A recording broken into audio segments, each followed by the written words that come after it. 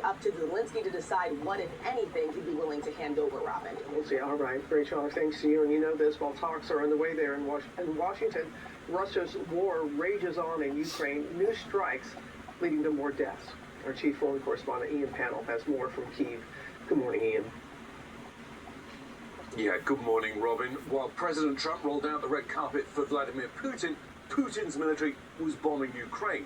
President Trump in that press conference saying, quote, "We're going to stop thousands of people a week from being killed, and President Putin wants to see that as much as I do." Well, this is what Putin's military did just this morning. 5 Russian attack drones striking this residential apartment complex in Kharkiv. Shocking images of destruction. At least 7 people killed, an entire family, including 2 children, among the dead.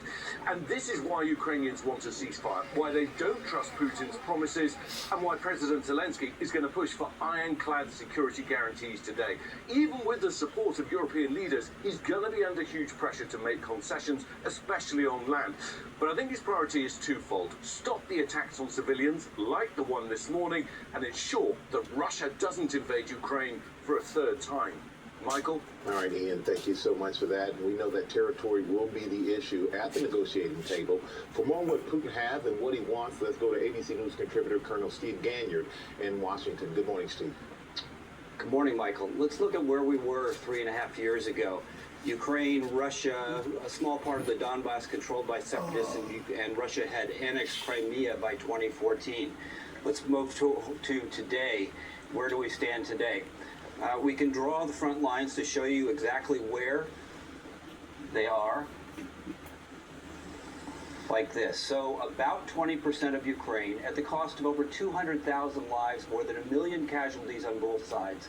This is the price that Putin has paid for about 20% of Ukraine. And Steve, what are Zelensky and European leaders hoping for today at the White House?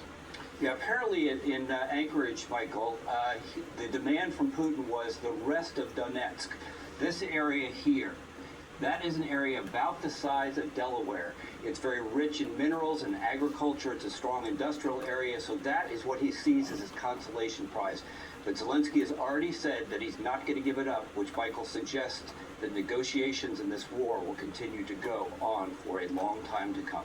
Yeah, I'm sure today we will find out a little bit more. Thank you, Colonel Ganyard. Robin? You're welcome, Michael. Okay, now to the other major story developing right now.